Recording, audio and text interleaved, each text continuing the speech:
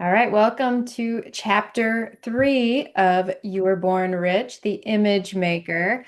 This has got to be one of the most important chapters, not just of the book, but to set us up in life for shifting into the person who we're becoming. And you can feel the shift when it happens. It's pretty interesting.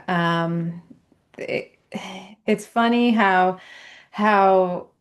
we work on it and work on it in this personal development realm, and then all of a sudden you just notice that one day you just start showing up like a different person. And that's kind of what this is all about. And but you can't do that unless you start shifting or deciding who that person is, right? So I have my self-image script and I have who I am in that script.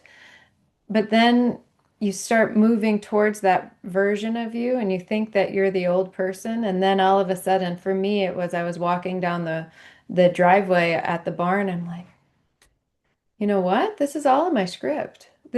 All of it is in my script, and I am showing up like that version of me, and it's pretty wild when it begins to really happen. And so that is what this chapter is all about, and I'm super excited to talk about it. But first, I'm going to share my screen and let's do the mastermind principles. We'll just skip Sophie because she's on the move. But Jim, do you want to start us off? Okay, mastermind principles. I begin every mastermind meeting by reading these mastermind principles. I release. I release myself to the mastermind because I am strong when I have others to help me. Um, Sarah, I believe. I believe the combined intelligence of the mastermind creates a wisdom far Sorry. beyond my own. Pat, I understand.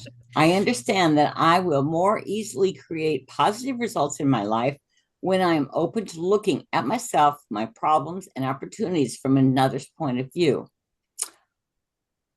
Robin, I decide to release my desire totally in trust to my mastermind, and I am open to accepting new possibilities. Um, Jim, again. Yeah, lucky you. I decide. I decide You're to. right. I I forgive. forgive. Oh, right. Sorry. It's okay. I forgive. I forgive myself for mistakes I have made. I also forgive others who have hurt me in the past so I can move into the future with a clean slate. Mary. I ask the mastermind to hear what I really want, my goals, my dreams, and my desires, and I hear my mastermind partner supporting me in my fulfillment. Ryan. I accept.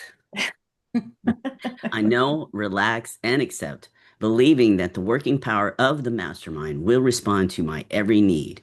I am grateful knowing this is so.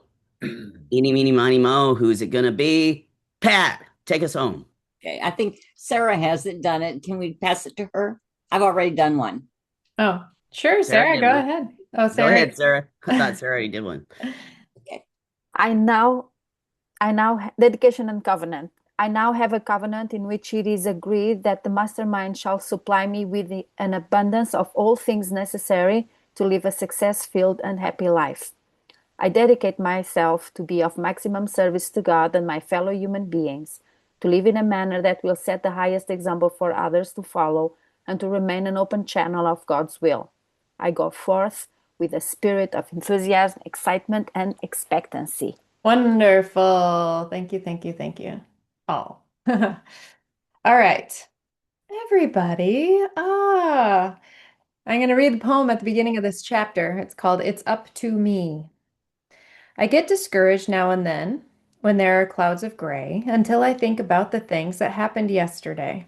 I do not mean the day before or those of months ago, but all the yesterdays in which I had the chance to grow. I think of opportunities that I allowed to die and those I took advantage of before they passed me by. And I remember that the past presented quite a plight, but somehow I endured it, and the future seemed all right. And I remind myself that I am capable and free, and my success and happiness are really up to me. James J. Metcalf. So it's up to us. That's it. It's up to us. The life that we live has nothing to do with anybody else but us. There's a law of correspondence, as within, so without. What we build in our minds is reflected on the outside. And if you don't believe that yet, start repeating it to yourself because that is the truth. We've grown up with, I don't know, outside causes telling us that those are what's making our life the way it is. It's not true. It's not true. And the reason why we know that it's not true is because we have families, siblings, they grew up in the twins even, they grew up in the exact same house with the exact same parents. They were born the exact same day with the exact same face. And one goes one way and the other goes the other way. The only difference is right here. That's it. And it's really important that we accept that. It's up to us. As soon as we accept that responsibility, we can begin doing something about it. But if we give our power up to somebody or something else, we will always, as Bob says, be the plaything for outside circumstances. That's it. What do we think about that? How do you feel about that? Do you believe it? Do you act like you believe it? That's another question, huh? Does anybody want to say something? I can remember when I moved back home. I was in Florida. I moved back home to take care of mom. And my sister said, there's just something about you. And I thought, oh gosh, what did I say or do something? And I said, what do you mean? She said, there's just an aura about you. Thought, Mhm. whoa. Thank you. And now I can look back and realize that I think it was my self-confidence. But when she said there's an aura about you, I'd never had anybody say that to me before.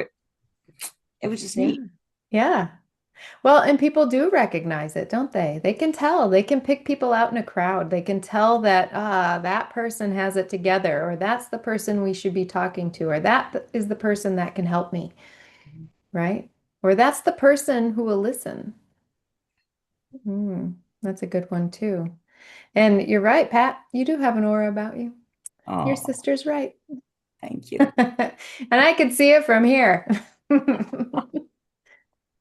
And that's the thing too, is people are well, I'll use my niece as the example, right? When I said I was shy and I was like, I want to be like her.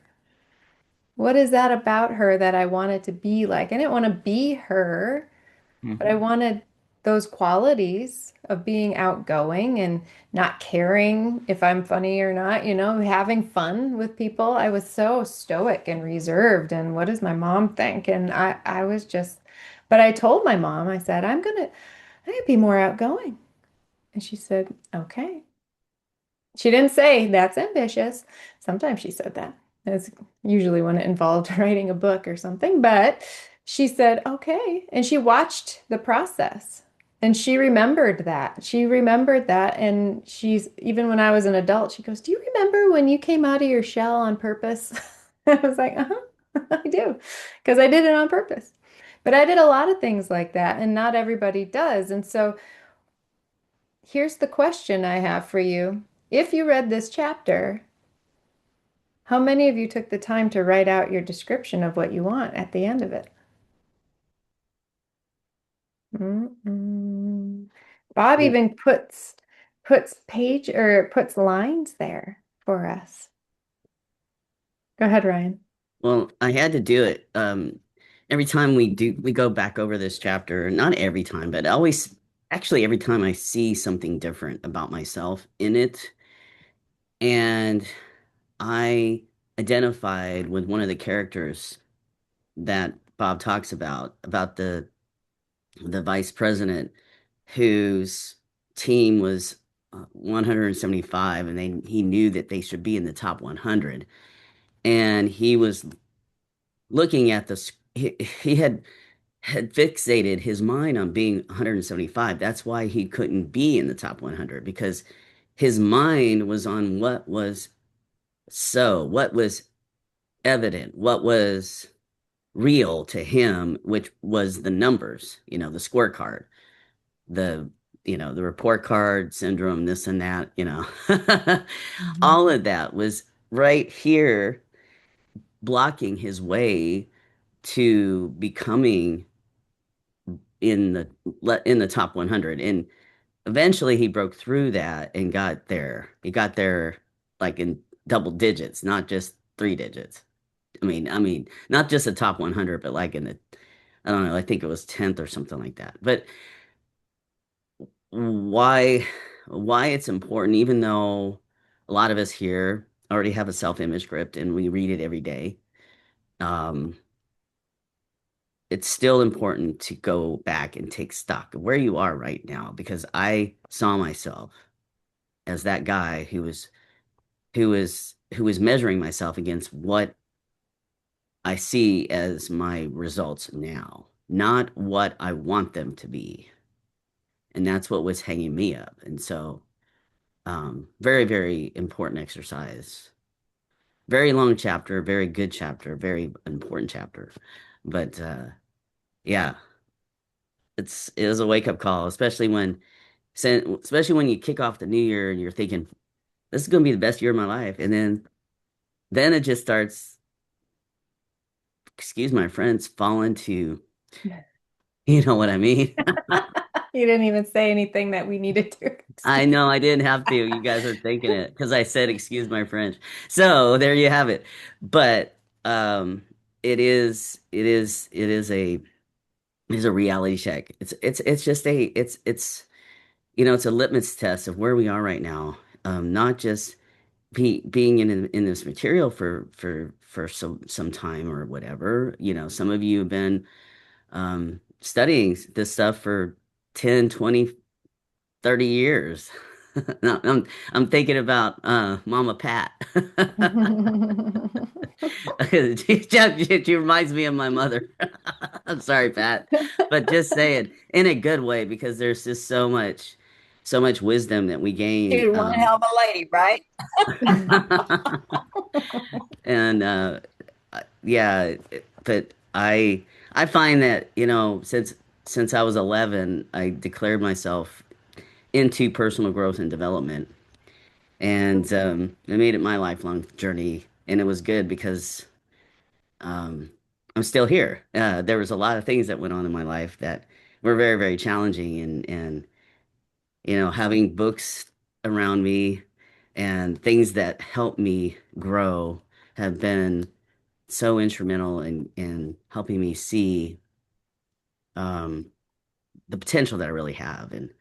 And this what this chapter does is it's helped me revisit the potential of, like, oh my God, you're just barely scratching the surface, Nilsson. You can think outside of what you actually see is happening in your current results. Live Yes, into what you please. want. The headspace, Mary, Mary No, caught me I on said that. yes, please. Oh, you said We, yes, please. But I was thinking headspace too, because I can live into that headspace now. I don't have to wait for it to happen. no, you just have to start dwelling on what you want rather than right in front of your face. And that's what Hmm. we all have to hear that message. And Bob says, I want to suggest right at this moment that you read this chapter over a few times because most people live and die and never fully understand the power of image making. What we see is what we get. What we expect is what we get. And we're going to talk about that in expectation in chapter 5. But this is when we project what we see in our imagination, that shapes our expectation. So this sets us up for the rest of the stuff that's coming. And he said, the knowledge of image making eliminates competition from your life by moving you from the competitive plane to the creative plane. You will understand, therefore, that in truth, the only competition you'll ever have is with your own ignorance. What do we think about that? Do we really believe that it eliminates competition from our lives? Who wants to talk about that one? Sarah's nodding. Why do you nod, Sarah? You're speaking without words. Well, for me, it's all about showing up as of service to everyone. And so when you show up like that, when you show up to support others, to serve, you don't really have competition because, if you are doing the right stuff's gonna find you. My daughter says that karma is only a B if you are. So I It's choose to true. follow I think she's that accurate. line. I'll choose to follow that line of thought. And so yeah, I it hasn't always been like this. I today was when I read this, I thought of my father 35 years ago was the first person to import an American product into Portugal. Ooh, We used it as a material because he worked with leisure boats and he did the upholstery and for the yachts and all the things. fun. And so the salesman from the American company came over to Portugal, and he wanted my father to be the representative, to be Mhm. the, what do you call it, the person that has and sells for everybody else in Europe, Oh, a right? Because the distributor. Uh-huh. distributor, yeah.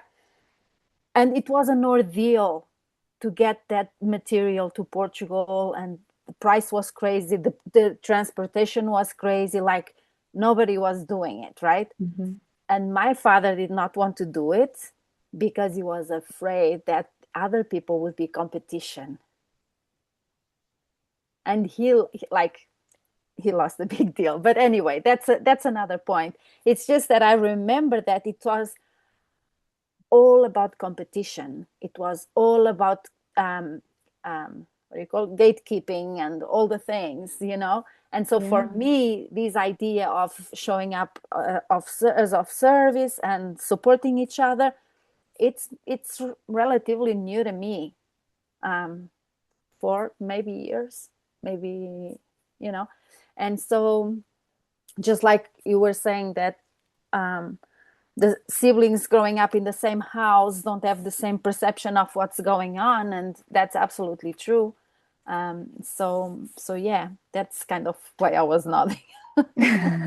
You're nodding for a lot of reasons. But the other reason that's interesting. So your father didn't go, he didn't become the distributor because he was No. afraid of competition. Yeah. Even though that would have probably put his business forward, even if there Of was course. competition, right? Isn't Yeah. that interesting? He held himself back because he was expecting others to show up with him. Exactly. Yeah. It's Wow. it's Right. I don't think he's the only one in the world that's made a decision like that. yeah. I suppose Right? not. But Yeah. and it also just shows where we're at. Like my father was always a businessman. He always had his own business, and but he never expected to do very well. He just expected to do a little better than if he was working for a boss. He always told us that well, he used to tell us, what was it? A small or a not so good business is better than a good job.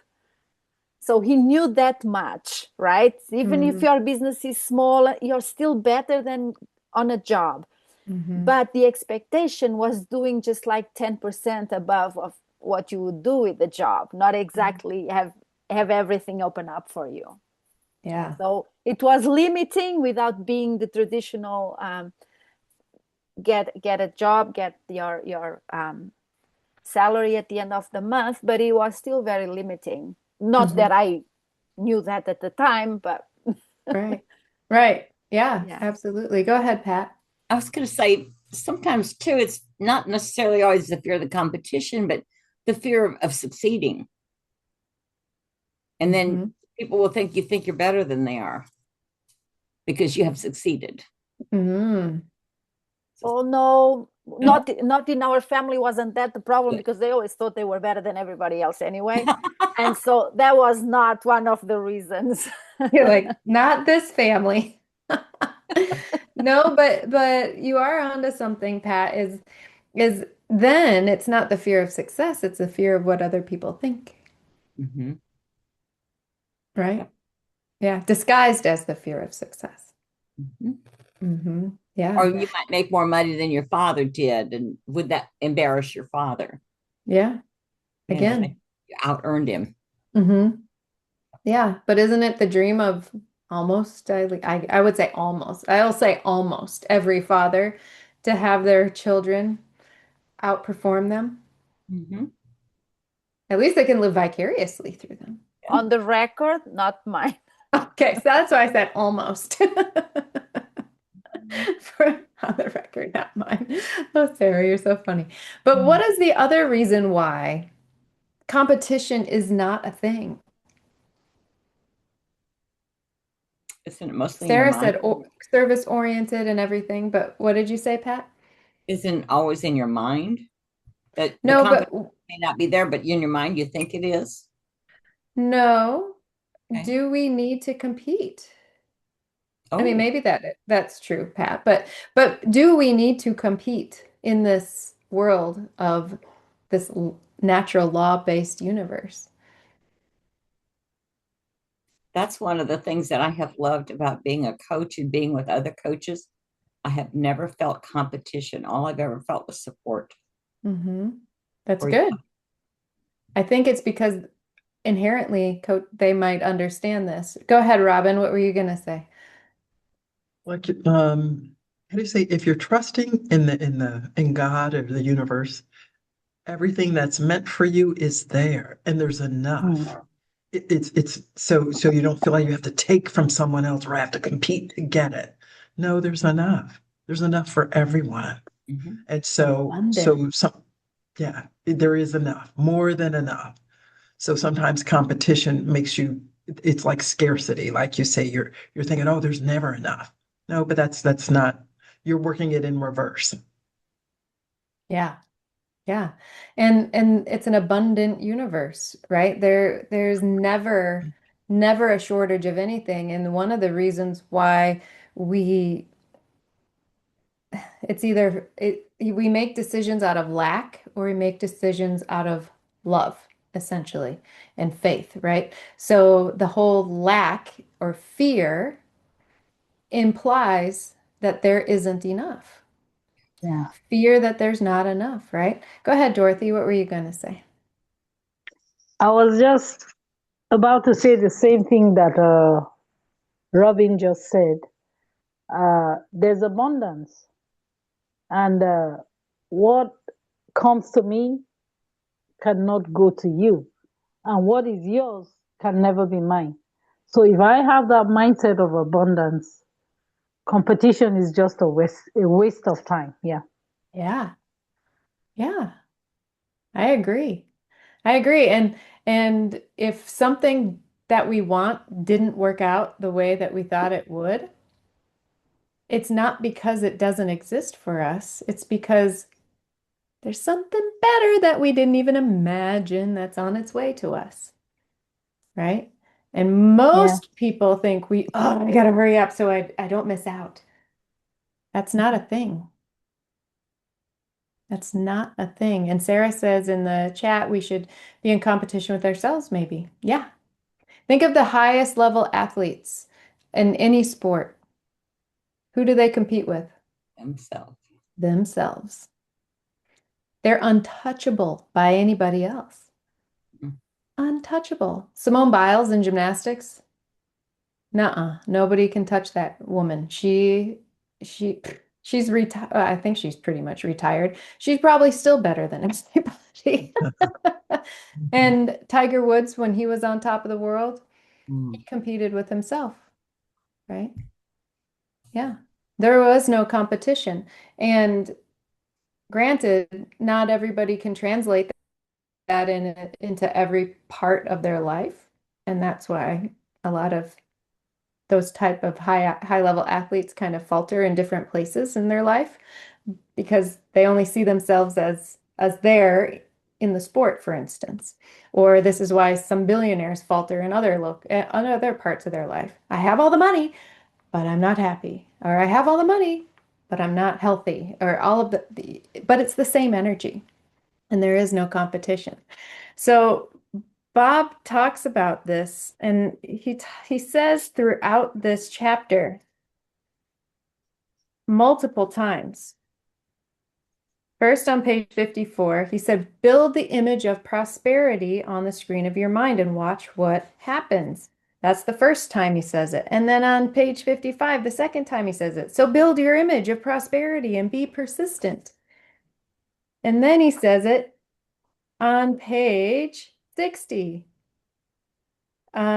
Keep your mind on a higher image rather than a lower concern. I realize that it is not always an easy thing to do, but it sure pays great dividends for the person who develops the mental strength to do it. And that is what it takes, mental strength. Build your image now and develop the mental strength to hold it. And then he says it again on page 61. So build your image now. And then he says it at the end where he gives us lines to write it out. Oh, wait, no. Before that, he says it on page 67, a fifth time. Start right where you are. Build the image of what you want and then act as if you already received it. Express somewhat differently. Act like the person you want to become. For Goethe, the German philosopher, once wrote, before you can do something, you first must be something. So, how do we do that? How do we act as though we've already gotten it? Pat? We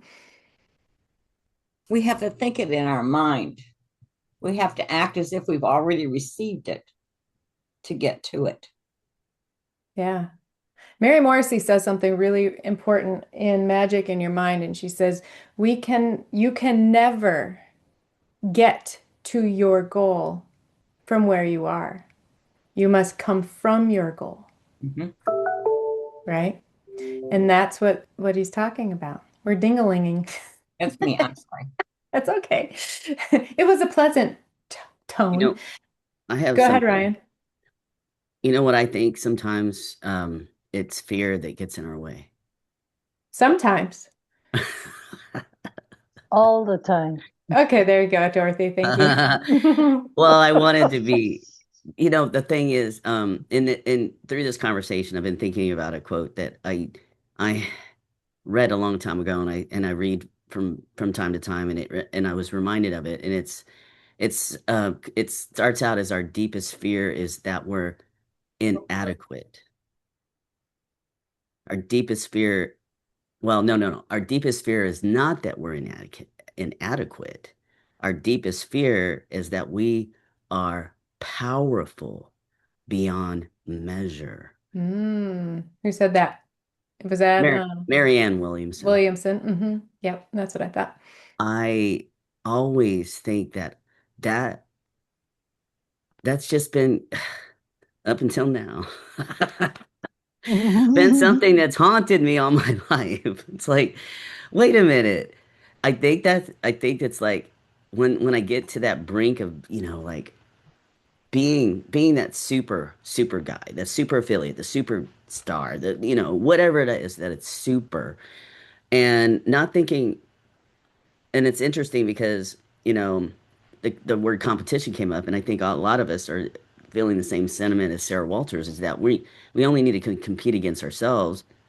But um, that does come up from time to time because, you know, um, what most frightens us is our ability to be on top, ability to be number one, our ability, it's our light that frightens us. The fact that we are God's highest form of creation and that we can be really up here, and it's not that, the bad things that happen to us, not the darkness, it's the light that, and we're like, who am I to be up here? Who am I to be Tiger Williams? Who am I to be Simone Biles? Who am I, to be this or that and talented and fabulous and gorgeous and brilliant?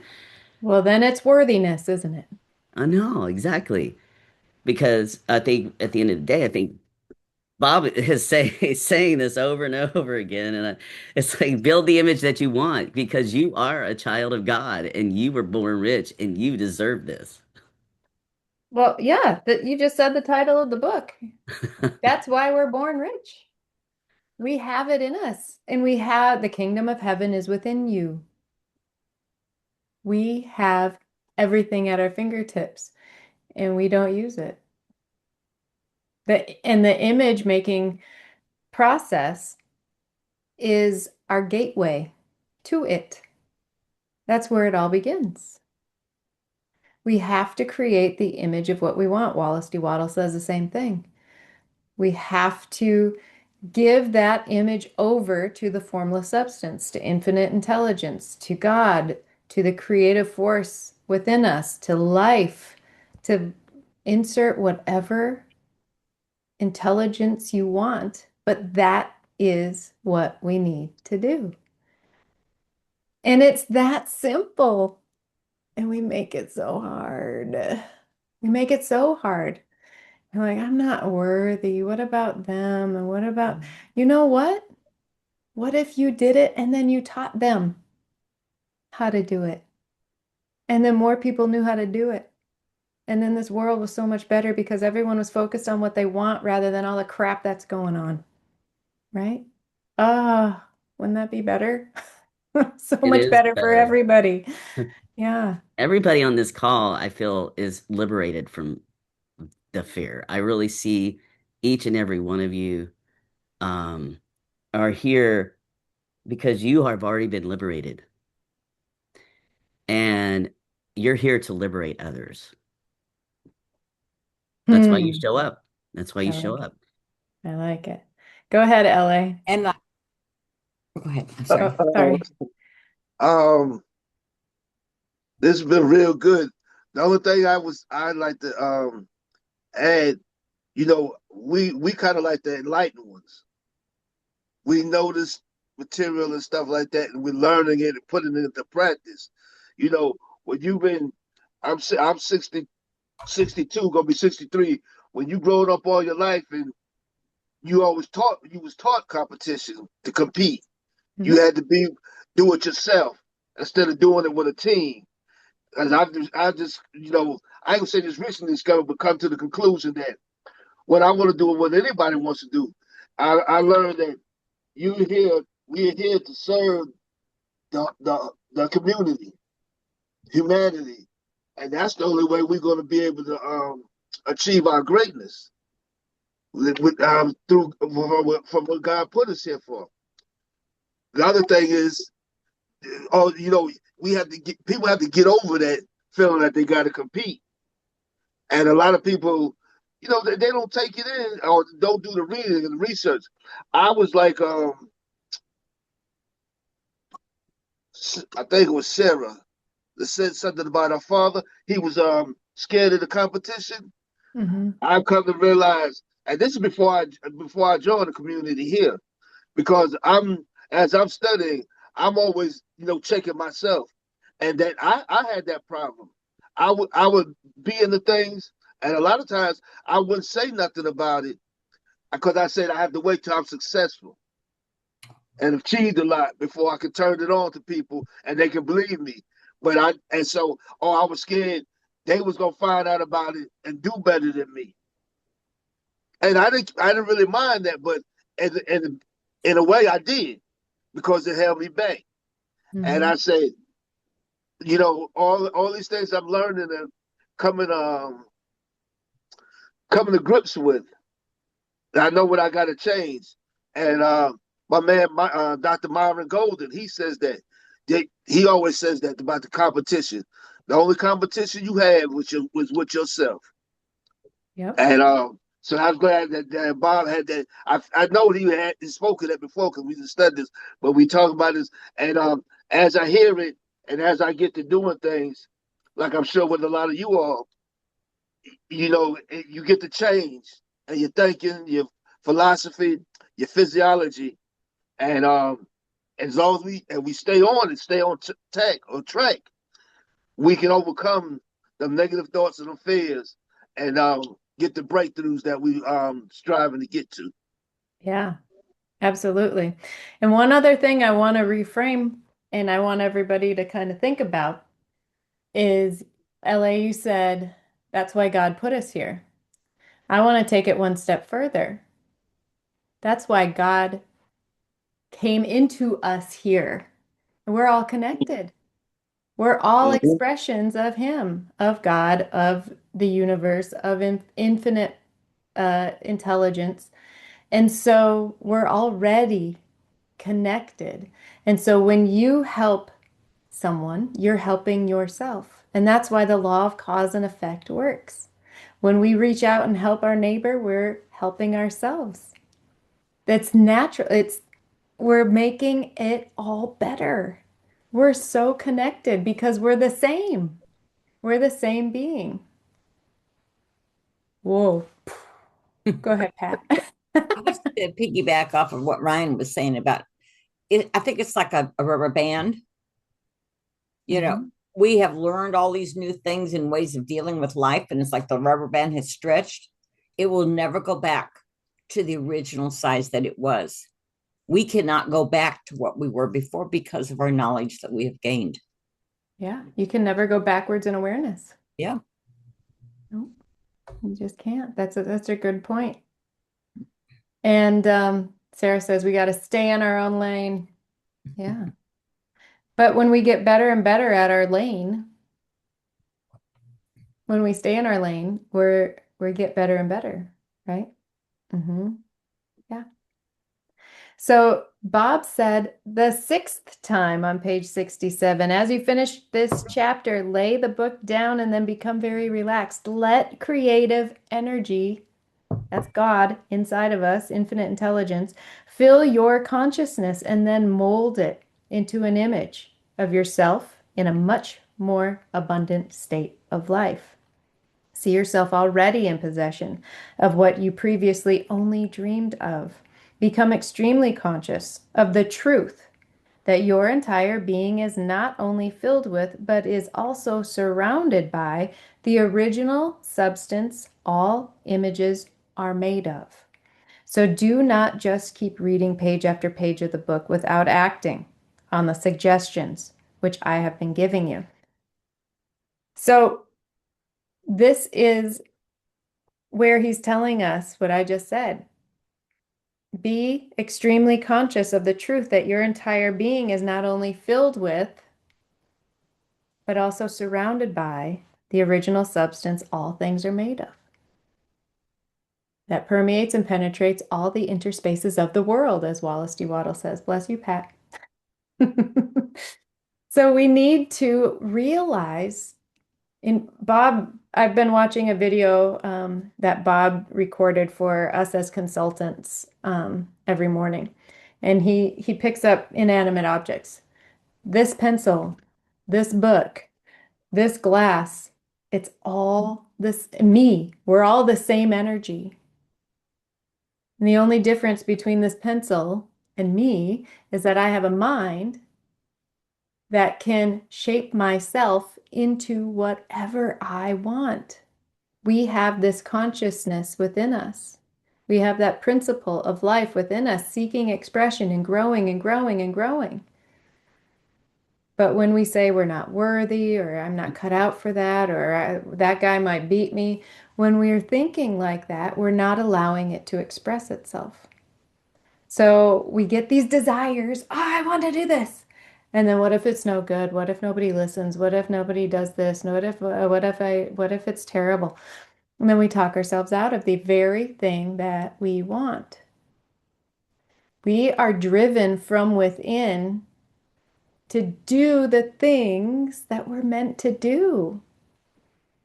So that's why he asks us to get quiet, calm our mind, and really think about what we want, because that image is coming directly from that source energy that's within us. And when it comes from that source energy, we know that's what that's what we're meant to do. We can't desire something that we're not able to accomplish. It's impossible because this is a balanced universe. If the problem, I don't have that, exists, having it also exists. The solution exists. So the more that we study, the more that we show up for ourselves in groups like this, the more that we talk about it, and the more that we encourage each other, and the more that we act on it, and the more that we learn about the laws and then improve our intellectual faculties, the more that we stay involved in this, the more awareness that we have, like Pat was saying, and we can't go back after that. Keep learning, keep showing up, keep applying. Go in and do the foundations, where is it? Book. And do the exercises inside of it because that's what it's meant to do. It's meant to help you take what's in the chapter and start doing it and applying it immediately. That's how it's done. Most people just gather all the information and just go, oh, that's so great. It makes me feel so good to read this book. I love this book. Oh, I love that book too. But then we don't do anything with it. We just love it. And that's great. But it's only potential power. So do the stuff that Bob is saying. He says, do the things, act on the suggestions which I've been giving you. Do it. Do it. Does anybody else have any final comments on this chapter? No. It's a good Any one. great guru is going to admonish us if we don't do what they teach us. Maybe. Uh, I don't know. any great guru Oh, is well, going yeah. to I mean, if they admonish think us they're if great we, versus if they're actually truly great, is that what you mean? well, I mean, those that are like Bob Proctor and Napoleon Hill and Wallace D. Waddles and Mary Morrissey and Mary Farias, Pat Ackleroth, Robin Lemon Soap and Sarah Fernandez, yada, yada, yada. Any great guru and Sarah Walters, the goddess soap, a goddess of soap making, tells you what to do it. And you see, I think we don't have to just give up the fact that we don't follow directions very well. It's no longer a fact. It is something that we can do. We can follow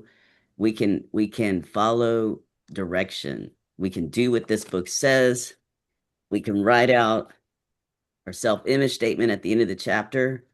We can read it and reread it and rewrite it over and over again, live it and do it rather than just thinking, going through this book probably now a half a dozen times with Mary. Mary's gone through this a dozen or more times. And every single time I'm confronted with the same thing.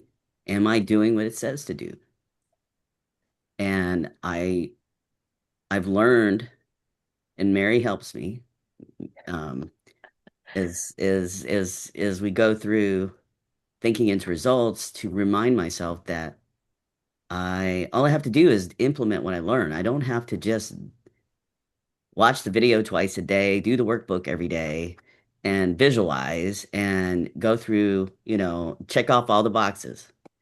I have to actually put it into practice. That's what's going to set us apart from where we were 3 years ago to where we are now and where we're going to be this time next year.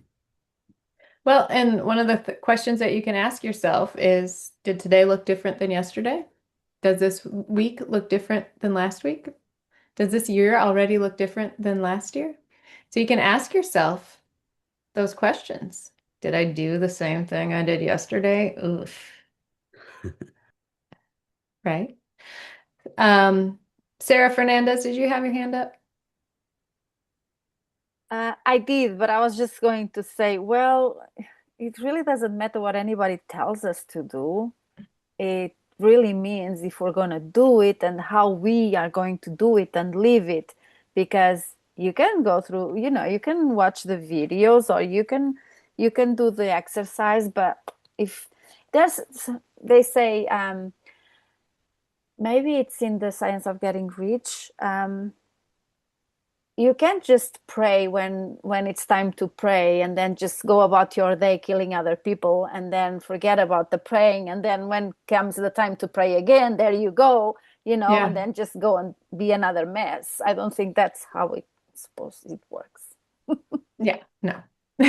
You're right. It's a constant, isn't it? All right, everyone. Thank you for being here. Thank you for discussing chapter 3 with us. Next week is chapter 4. Let go and let God. Oh, it's such a good one. This is where Mary starts saying, "This is the best chapter," right? Through the rest of the book. Have a good day, everybody. We'll see you soon. Okay. Bye, Oh, everybody. next week is Economy Creators, Monday through Friday. So make sure you show up. What time? It's at 3 p.m. Pacific, 6 p.m. Eastern, Monday through Friday. Replays are going to be in the member portal. Okay, you said 3 o'clock. Pacific, 3 o'clock Pacific. So it'll be 5 here. Yeah. Yep. Okay. All right. See you guys. Have a good one. Bye. Bye.